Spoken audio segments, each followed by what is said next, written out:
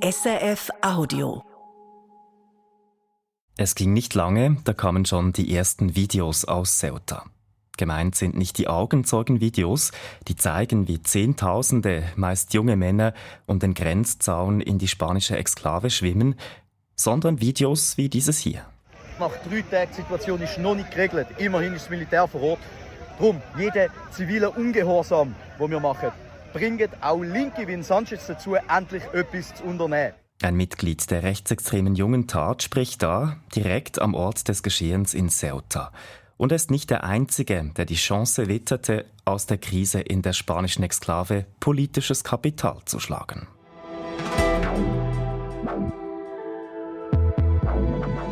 Diverse Influencer aus dem rechten bzw. rechtsextremen Milieu sind nach Ceuta gereist, um dort Bild- und Videoaufnahmen zu machen.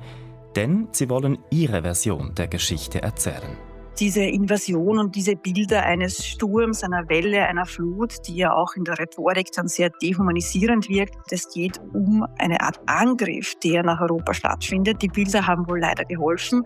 Wie wird die Krise in Ceuta politisch ausgeschlachtet und wie sehr helfen Ereignisse wie dieses den rechten Kräften in Europa?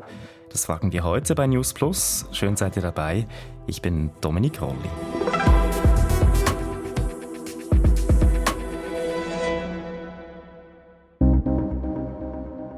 Sie fliegen hin und begeben sich sofort mitten ins Geschehen. I'm here in Ceuta, the exact place where you saw those extraordinary scenes. Zia Yusuf ist das, ein Politiker der rechtspopulistischen Partei Reform UK. Overnight, they caused enormous chaos, looting shops, looting homes, terrorizing local residents. Er berichtet in diesem Video von chaotischen Szenen in Ceuta, von tausenden jungen Männern aus Marokko, die quasi über Nacht in die spanische Exklave eingefallen seien und Geschäfte geplündert und die Bewohnerinnen und Bewohner von Ceuta terrorisiert hätten. Auch eine Reporterin des umstrittenen deutschen Online-Mediums News ist angereist. Wie eine Kriegsberichterstatterin läuft sie mit einer Gruppe marokkanischer Männer mit und kommentiert die Szene. Es sind total chaotisch. Es gibt eine verletzte Person, scheinbar verletzt, die zitternd auf dem Boden gelegen hat. Der Andrang zehntausender Menschen auf Ceuta ist gefundenes Fressen für rechte Aktivisten. Darüber habe ich mit Judith Kohlenberger gesprochen. Sie ist Migrationsexpertin an der Wirtschaftsuniversität Wien. Es werden eben nicht Einzelschicksale dargestellt. Es wird absolut nicht darauf eingegangen, warum diese Menschen überhaupt Stunden schwimmend auf sich genommen haben, um nach Ceuta zu gelangen. Das macht man wohl nicht aus Jux und Tollerei. Warum vor allem jungen Menschen offenbar in Marokko keine Perspektive mehr sehen, um dort bleiben zu können. All das wird ausgeblendet. Es geht um eine Art Angriff, der nach Europa stattfindet. Die Bilder haben wohl leider geholfen. Und es hat sicher auch geholfen, dass man als Antwort vor allem eine militärische gefunden hat, die natürlich erst wieder dieses Szenario einer Festung Europa, die unter allen Umständen geschützt werden muss, groß macht. Da wird also bewusst Angst geschürt und es werden bestimmte Schlagworte verwendet, wie Invasion und Angriff. So, man muss schon sagen, im Bereich des politischen Campaignings sind rechte Gruppierungen allen anderen sehr weit voraus. Sie wissen es sehr gekonnt auf Emotionalisierung zu setzen. Natürlich auch diese Bilder vor Ort einerseits aufzunehmen, wohl dann aber auch groß zu machen und teilweise auch KI-verzerrt dann auszuspielen in ihren Netzwerken und natürlich auch einen sehr speziellen Blick, eine sehr enge Perspektive auf diese Thematik jetzt groß zu machen. Und man sieht, dass das in den eigenen Kanälen passiert. Dafür brauchen sie keine etablierten Medien mehr. Das passiert in den eigenen Podcast-Formaten, auf TikTok, auf YouTube und so weiter. Und dort wird auch die Followerschaft immer größer und größer. Sie haben Ihr Publikum gefunden und betreiben sozusagen eine Parallelberichterstattung zu den etablierten Medien. Die Videos kommen teilweise daher wie ein Actionfilm, alles darauf ausgelegt, Emotionen zu wecken. Es wird Allahu Akbar geschrien, die Situation ist überhaupt nicht unter Kontrolle, das Militär ist da mit wenigen Wegen. Sie wollen euch verkaufen, dass die meisten weg sind. Schaut um euch herum, es sind alle noch da. Aus den Ereignissen wie dem Andrang auf Ceuta Kapital schlagen und apokalyptische Szenarien herbeireden, darin seien die rechten Kräfte gut, sagt Migrationsforscherin Judith Kohlenberger. Das, glaube ich, ist wirklich eine Kompetenz, das muss man ehrlicherweise anerkennen, von rechten Gruppierungen. Und das hat sukzessive natürlich auch das politische Spielfeld verzerrt. Und mit dieser Strategie sind die rechten Influencer erfolgreich unterwegs. Sie drücken immer und immer wieder auf den Emotionsknopf und machen es so fast unmöglich, dass noch eine sachliche Debatte stattfinden kann. Weil ehrlicherweise muss man sagen, diese vermeintliche Invasion war innerhalb von 24 Stunden sofort wieder bereinigt. Es sind die allermeisten Menschen freiwillig zurückgekehrt. Es wird jetzt natürlich notwendig sein, die Rolle Marokkos zu klären. Da gilt es aber, würde ich sagen, als EU27 auch Einheit zu zeigen und eben nicht spaltend zu wirken. Diese Thematiken sollten im Vordergrund stehen. Das passiert aber nicht, weil eben dieses Bedrohungsszenario groß gemacht wird. Und das spielt auf eine ganz konkrete Emotion an, die uns eben nicht konstruktiv und strategisch denken lässt, sondern eher panikhaft, nämlich die Angst und die Wut, die gerade in den sozialen Medien groß gemacht wird.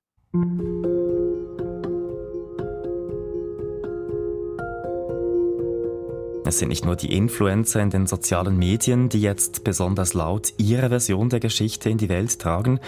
Auch gewählte Politikerinnen und Politiker stimmen in den Chor ein. Natürlich nicht alle im gleichen Ausmaß und nicht alle haben so extreme Ansichten wie die rechtsradikale Junge Tat. Aus der SVP kam die Forderung, man müsse das Militär an der Schweizer Grenze stationieren, weil die jungen Männer aus Marokko bald in die Schweiz gelangen würden.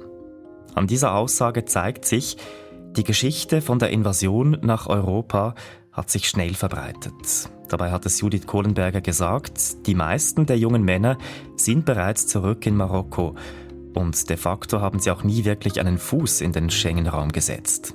Die spanischen Exklaven Ceuta und Melilla, die gehören zwar dazu, aber eine Weiterreise aufs spanische Festland ist ohne zusätzliche Kontrolle und ohne Passdokumente gar nicht möglich. Und doch war die Aufregung groß, auch bei anderen rechten Politikerinnen und Politikern in Europa. Das Spiel mit der Angst wird auch auf höchster Ebene gespielt. Ja, also das würde ich tatsächlich nicht ausklammern. Ich glaube, allen voran war es sicherlich Giorgia Meloni, die es versteht, gerade das Thema Migration auch aus innenpolitischen Kalkül heraus für sich zu verwenden und die auch mit dieser Thematik groß geworden ist und die sich natürlich so eine Möglichkeit nicht entgehen lässt. Sie hat, glaube ich, das Gegenteil von europäischer Solidarität bewiesen, nämlich anstelle einer Unterstützungserklärung für Spanien hat sie sofort unter anderem den Schengen-Austritt verlangt, darauf hingewiesen, dass man hier auf Spanien als eine Art Sündenbock blicken sollte. Und diese Rhetorik hat sich rasch fortgesetzt. Ich denke, die europäischen Politiker wissen sehr genau, erstens mal, was das Schengen-Abkommen beinhaltet und was nicht und was die Rolle Spaniens war. Aber hier scheint eben das innenpolitische Kalkül vorzugehen. Wenig Solidarität innerhalb der EU, dafür zeigen jetzt manche mit dem Finger auf Spanien. Das Land hat eine im europäischen Vergleich milde Migrationspolitik. Zuletzt gab es ein Urteil eines spanischen Gerichts, das den Status irregulär eingereister Personen legalisieren sollte. Das sehen einige nun als Hauptgrund für den Ansturm auf Ceuta. Aber es hätten auch andere Faktoren zu dieser Situation geführt, sagt Expertin Judith Kohlenberger. Nicht ausgeschlossen sei zum Beispiel, dass der marokkanische Staat die Menschen losgeschickt habe, um Europa unter Druck zu setzen. Diese sogenannte Instrumentalisierung von Migrationsströmen ist ja leider nichts Neues, muss man sagen. Und gerade Marokko ist in der Vergangenheit, etwa im Jahr 2021, immer wieder damit aufgefallen. Und damals waren es wirklich auch bestätigte Gerüchte, dass man entweder die Grenzkontrollen ausgesetzt hat oder sogar bewusst die eigenen Staatsangehörigen oder Migranten aus Subsahara-Afrika, die in Marokko aufhältig waren, dazu bewegt hat, dazu ermuntert hat, den Weg nach Ceuta zu finden, um damit Druck auszuüben. Der Hintergrund sind meistens außenpolitische Anliegen, auch ein gewisses Spannungsverhältnis, das es immer wieder mit Spanien gab. Vor allem dann, wenn sich Spanien, wie offenbar auch zuletzt, dem Erzrivalen Algerien angenähert hat, dann wollte man kundtun, durch das Aussenden von Migranten quasi, dass man damit nicht einverstanden ist. Und diesen Hebel wählt Marokko leider immer und immer wieder. Die Leidtragenden sind natürlich die Menschen selbst. Es sind ja über 70 Personen gestorben. Die Dunkelziffer dürfte sogar noch höher liegen. Und da sieht man schon, dass dieses System eigentlich darauf angelegt ist, nicht auf Dauer funktionieren zu können. Anstelle einer geeinten Reaktion aus Europa haben sich die Regierungen gegenseitig Vorwürfe gemacht und teils Angst geschürt vor Zuständen wie bei der Flüchtlingskrise 2015. Das sei damals aber etwas ganz anderes gewesen, sagt unser EU-Korrespondent Matthias Strasser. Nein, das ist nicht vergleichbar. Die Zahlen in Ceuta, die sind zwar sehr hoch, höher noch als der Peak in der Flüchtlingskrise. Experten sprechen davon, dass während der Flüchtlingskrise täglich bis zu 10.000 Personen nach Europa kamen. Am Wochenende waren es in Ceuta aber 50.000 bis 60.000, je nach Schätzung konzentriert auch noch auf eine recht kleine Stadt. Aber das Ereignis war eben zeitlich und vor allem geografisch sehr begrenzt. Ceuta liegt nicht auf dem europäischen Festland und wer von dort nach Spanien oder Europa weiterreisen möchte, der wird kontrolliert. De facto ist Ceuta also nicht Mitglied des Schengen-Raumes. Nach spanischen Angaben hat kein einziger der Geflüchteten aus Marokko das europäische Festland erreicht. In Ceuta, ja, da war die Situation chaotisch und eine riesige Belastung auch für die örtliche Bevölkerung. Aber der Kontrollverlust, der war eben nie derart flächendeckend wie 2015. Insofern, nein, das ist nicht vergleichbar. Einen kühlen Kopf bewahren, bei den Fakten bleiben und gemeinsam nach Lösungen suchen, das hat die EU nun nicht geschafft und damit sei der Schaden angerichtet.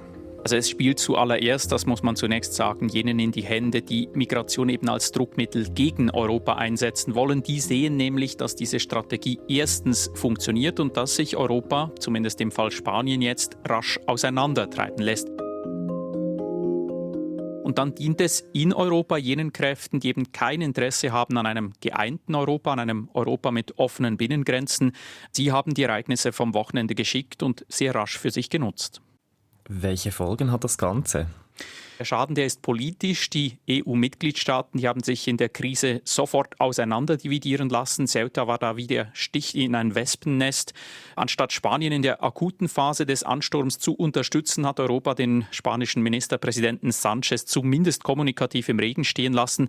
Und wer die EU mit Migrationsbewegungen eben unter Druck setzen möchte, der weiß jetzt sehr genau, was zu tun ist. Und vor allem, das dürfen wir auch nicht ganz vergessen, ist der Schaden auch in den marokkanischen Familien entstanden, die jetzt rund 100 vorwiegend junge Männer beerdigen müssten, weil sie versucht haben, mit Fehlinformationen nach Ceuta zu gelangen.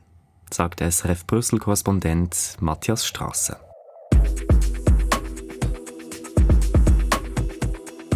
Und damit sind wir am Schluss der heutigen Folge. Lea Sager hat diese Folge produziert, mitgearbeitet hat Nicolas Malzacher und ich bin Dominik Rolli.